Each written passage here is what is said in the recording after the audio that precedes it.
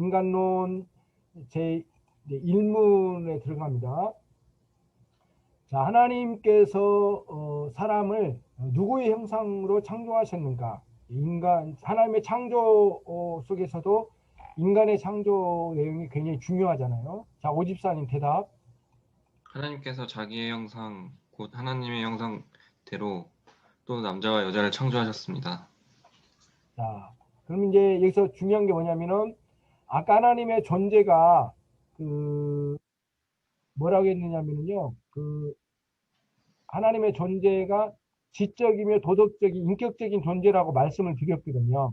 하나님의 형상대로 창조하셨다라고 하는 것은 인간도 지성적이고 도덕적인 이런 특성을 가진 존재로 우리를 창조하셨다라는 뜻이에요. 이게 이제 좁은 의미로 우리가 인간을 어떻게 창조하셨는가라고 하는 것을 우리가 이해할 수 있는 부분이고요. 조금 넓은 의미로 가게 되면 그런 거죠. 인간을 육체로 창조하셨지만 인간은 합리적인 판단력도 갖고 도덕적인 기준도 가지며 심지어 가장 중요한 건 뭐냐면은 인간은 불멸하는 영으로 영적 존재로 창조하셨다는 게 여기에 아주 중요한 의미를 담고 있어요.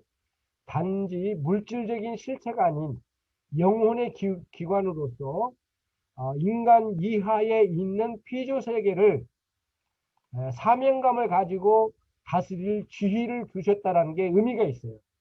하나님의 형상대로 창조하셨다라고 할 때에 이런 의미가 담겨져 있다는 거예요. 그러니까 넓은 의미, 그러니까 좁은 의미로 그냥 지성적이고 도덕적인 의미만이 아니라 우리에게는 사명감까지 주셔서 우리를 그런 지위에 두시고 창조하셨다는 거예요. 그래서 인간이 하나님 앞에 인간을 제대로 발견하면 자기 자신의 지위를 알게 되는 거예요. 내가 어디에 존재하는지. 그러면은 하나님이 명하신 대로 내가 이 피조 세계를 어떻게 다스려 갈지. 이게 피조 세계는 우리로 말하면 가정으로 보면 가정의 영역 안에서, 직장 안에서는 내게 주어진 어떤 권한과 책임감 속에 내가 하나님의 뜻을 따라 그 영역 안에서 어떤 지휘의 능력을 가지고 감당할 것인지. 아까는 이제 다스림 속에 하는 복을 주셔서 하셨다고 했는데 그동안에 복을 주셔서 그 복을 때로는 성장하게 하시고 또 성숙시켜 주셔서 공부도 하게 하시고 사회의 지위도 주시고 그렇게 해서 피조 세계를 다스려가게 하신 거예요. 그러면은 이제 중요한 건 뭐냐면은 이제 두 분이 차유인을 이렇게 하나님의 말씀으로 양육해 갈 때 이런 지위에 있음을 잃지 않는 게 이제 중요하겠죠. 아, 내가 그냥 남들처럼 그냥 부모니까 가르친다라는 게 아니라 하나님께서 나를 어떤 존재로 창조하셔서 나를 어느 지위에 두시고 특별하게 그 지위에서 다스려 가도록 하실 때 그 다스림을 내 욕망과 내 본성적으로만 하는 게 아니라 하나님의 사명감 안에서 하나님 주신 사명감 안에서 차유인을 양육하고 길러가고 때로는 보호하고 타이르고 야단도 치면서 하나님 안에서 그거를 잘 이루어가는 일이 매우 중요하겠죠. 그런 차원에서 하나님께서 우리를 하나님의 형상대로 창조하셨다는 의미가 이제 그 속에 담겨져 있는 내용입니다. 두 번째입니다. 자, 한 집사님께서 이 문과 답을 읽어주시죠. 하나님께서 사람을 어떻게 창조하셨습니까? 아담은 흙으로 지으시고 생기를 불어넣어 생명이 되게 하셨고 하와는 아담에게서 취하신 갈빗대로 만드셨습니다. 자, 그러면은 참 중요한 면이 있어요. 하나님이 만물을 창조하실 때에 당신의 말씀으로 무에서 유로 창조하셨잖아요. 무에서 유로 창조하셨어요.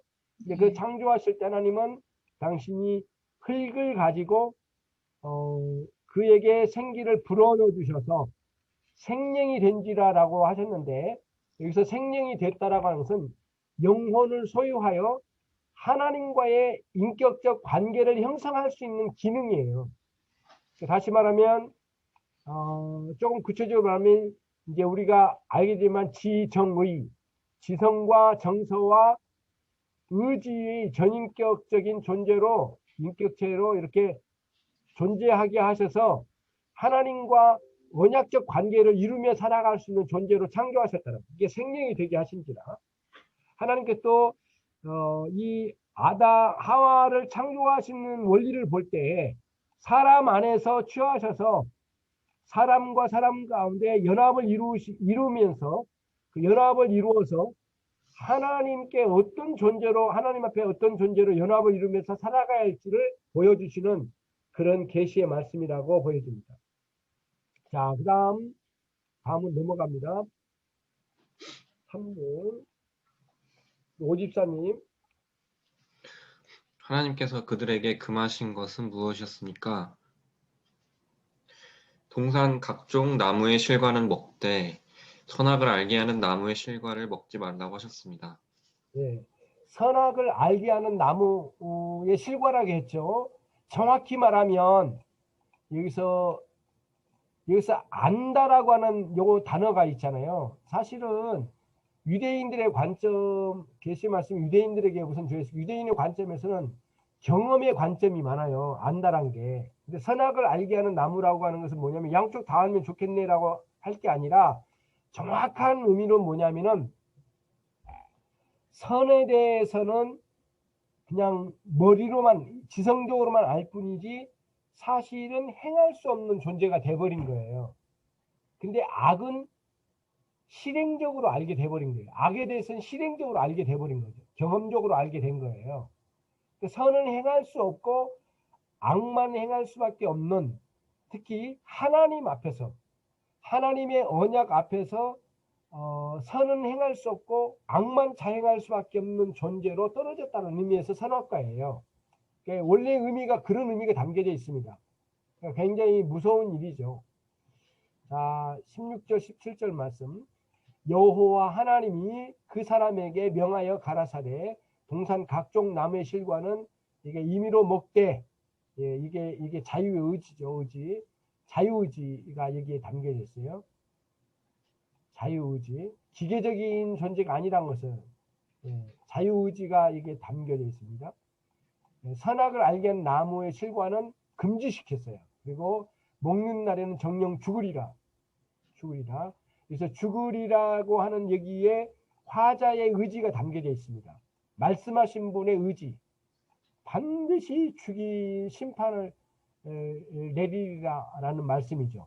근데 이때 이 죽음은 영원한 죽음이죠. 영생과 정반대의 개념이에요. 이 죽음은 그런 개념으로 말씀하셨어요. 그러니까 이 첫 번째 행위 언약 속에 무시무시한 이런 언약이 담겨져 있었던 거죠. 인간의 책임과 하나님 앞에 어떻게 이 말씀을 순종해 가야 될 것인가를 보여준 거죠. 자, 그 다음에 시조 아담은 어떻게 범죄하게 되었습니까? 자, 우리 한 집사님. 선악간 선택할 자유가 있었는데 뱀 사단의 시험을 받아 하나님의 말씀을 불순종함으로 범죄하였습니다. 자, 보시면 선악을 알게 하는 선택할 자유라고 했잖아요. 자유의지거든요. 이때의 자유의지는 하나님께 충분히 순종할 수 있는 자유의지였어요. 순종할 능력. 그 다음에 아까 복을 주셨다고 했잖아요. 그 복 속에 그다음에 다스릴 복도 있지만 이런 하나님은 언제 순종할 수 있는 복을 이렇게 주신 거거든요. 그런데 시험을 받아, 뱀에게 시험을 받아 하나님의 말씀에 불순종함으로 범죄로 떨어졌어요. 예, 불순종으로 범죄에 떨어졌다라는 내용이에요. 이 내용이 이제 이게 담겨져 있습니다. 자, 그 다음에 다음으로 이제 넘어가 볼게요. 다음으로 넘어가 보면은 자, 그러면 다음에 넘어가기 전에 이 말씀의 불순종과 나중에 이제 우리 인간이 예수님을 통하여 회복될 때 그 속에는 뭐가 들어오냐면은 믿음과 회복될 때 믿음과 순종의 삶이 주어지는 거예요. 순종. 요게 이제 신앙으로 들어오면, 그리스도 안으로 들어오면 불순종에서 믿음과 순종으로 들어오는 전환되는 큰 전환점이 있는 거죠. 요걸 이제 우리는 회개라고 하지만은 그런 그림이 이제 그려질 수 있습니다. 그다음에 다섯 번째, 의로운 사람이 있습니까? 의인은 없나니 하나도 없습니다. 그러니까 모든 존재가 다 아담의 범죄 안에 들어오게 된 거죠. 기록된 바 의인은 없나니 하나도 없으며 깨닫는 자도 없고 하나님을 찾는 자도 없고, 그 다음에 다 치우쳐 한 가지로 무익하게 되고 선을 행한 자가 없나니 하나도 없다. 이렇게 선언을 이제 하시는 거죠. 자, 그 다음에 여섯 번째, 자, 우리 오집사님께서 한번 읽어주시겠어요? 범죄하여 타락한 인류는 어떤 지위에 이르게 되었습니까? 하나님을 떠나서 비참한 지위에 이르게 되었으며 멸망을 자처하게 되었습니다. 자, 비참한 쥐가 지금 이게 하이델베르 교리문답에 특히 배웠던 내용에 3문부터 11문에 나왔잖아요. 인생의 진정한 이루를 얻기 위해서는 우선 율법에서 배워야 될 게 뭐냐? 인간의 죄와 비참함 지위에 대해서 배워라는 거예요. 그래서 얼마나 인간이 죄와 비참함 속에 있는지, 그리고 그리스도의 구속이 없이는 도저히 이 비참한 지위에서 나올 수 없는 존재라는 것을 하이델베르 교리문답 1문부터 3문부터 11문에서 배웠잖아요. 인간이 이런 지위에 떨어져 버린 거예요. 아까 이 지위가 어떤 지위였죠? 창조의 원리를 따라 인간이 만물을 다스릴 수 있는 지위였잖아요. 네. 근데 이렇게 비참한 지위로 떨어진 거죠. 예, 그리고 스스로 멸망을 자처했던 거죠. 그거는. 자, 한집사님께서 오늘 이 본문 말씀 한번 읽어주시겠습니다. 그러나 아담으로부터 모세까지 아담의 범죄와 같은 죄를 짓지 아니한 자들 위에도 사망이 왕노릇하였나니 아담은 오실 자의 표상이라. 예. 자, 아담으로부터 모세까지 아담의 범죄와 같은 죄를 짓지 아니한 자들 위에도 사망이 왕노릇하였으니 아담은 오실 자의 표상이다. 그렇죠? 하나님께서, 그러니까 아담 안에 모든 존재들이 이런 비참한 지위에 떨어졌다는 것을 말씀해 주는 구절의 말씀입니다. 그러니까 중요한 거 그거 같아요. 그 범죄한 인간이 얼마나 비참한 존재인가를 깨닫고 하나님을 찾지 않으면은 않고는 견딜 수 없는 이런 것, 굉장히 우리들에게 요구된다고 보여집니다. 그 다음에 이제 죄의 삭은 무엇입니까? 죄의 삭은 사망입니다. 하나님의 은사는 그리스도 예수 안에 있는 영생이니 이 사망과 영생을 비교한 말씀이 되겠죠. 사망과 영생의 대조를 보여준 거고, 그 다음에 죄의 결과로 죄의 결과로 우리에게 주어진 것은 뭐냐면 사망과 허무함이죠. 우리의 원래 죄의 목적론적인 죄가 도대체 뭐냐라고 물으면 죄의 목적의 관점으로 보면 허무함입니다. 이전에도 말씀을 드린 적이 있는데요. 인간이 하나님을 떠날수록 허무해져요. 하나님으로 가까워질수록 위로가 되고 기쁘고 보람이 있게 되는 거죠. 그러니까 이 죄는 어디를 가져가냐면 항상 우리 죄는 인생을 허무함으로 끌고 가요. 그러니까 인생의 이 죄의 반대는 은혜잖아요. 은혜. 죄의 반대는 은혜죠. 그러니까 은혜는 어디를 향해 가게 하냐? 하나님의 영광을 향해서 가게 해요. 은혜는. 죄는 허무함으로 끌고 가고, 은혜는 하나님의 영광을 위해 하나님 영광으로 우리를 끌고 가요. 예. 요게 은혜의 목적이 항상 이곳을 향해 가요. 그리고 죄의 목적은 허무함으로 가고, 이런 구조를 알 필요가 있어요. 그래서 죄의 삭선 사망이라는 이 말씀 속에 인간이 하나님을 떠나면 떠날수록, 멀어지면 멀어질수록 허무함에 견딜 수 없는 존재가 돼버려요. 우리는 인간이 이제 이런 아담의 범죄 안에서 사망 속에 던져진 우리의 존재란 것, 그 다음에 우리에게 하나님은 그런 존재 속에 있는 우리들에게 그리스도께 찾아오셔서 우리에게 은혜로 영생을 주셨다고 하는 것을 생각할 때 감사하지 않을 수가 없는 것이죠.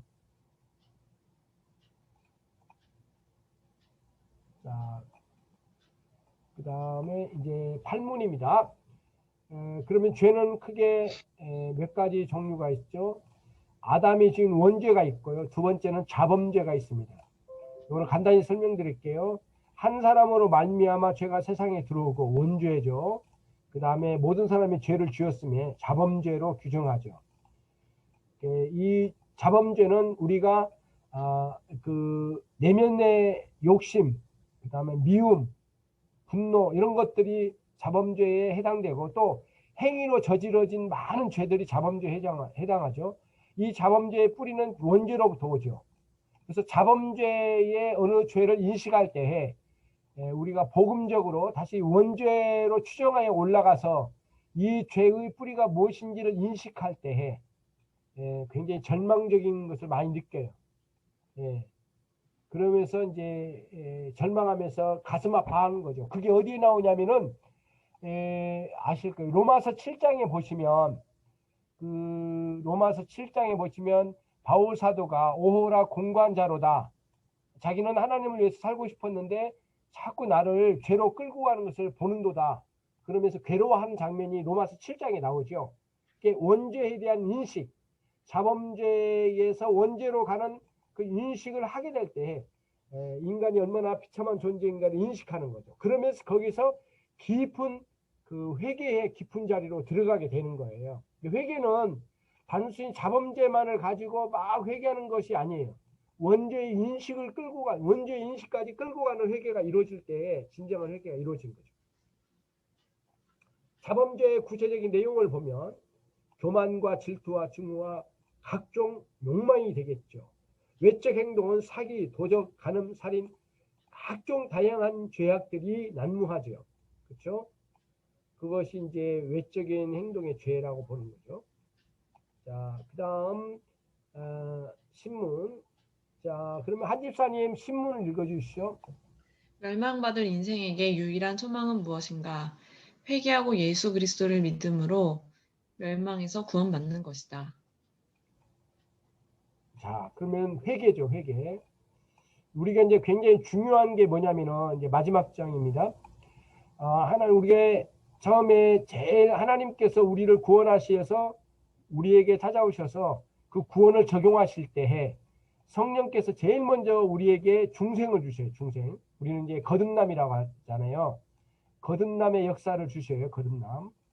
성령의 역사하심으로 복음 진리를 도구로 한 성령의 역사하심이죠. 그 다음에 일어난 게 회심이에요. 근데 회심은 앞에 있는 거듭남을 중생을 경험으로 아는 거예요. 근데 이 회심은 어떻게 두 가지로 경험하는데 하나는 회개를 통해서 회개, 그 다음에 하나는 믿음을 통해서 믿음. 이 믿음과 회개가 회심이라고 그래요. 참 우리가 회심을 할 때에 회개와 믿음이 있어요. 근데 이 회개는 믿음을 바탕으로 일어나는 거예요.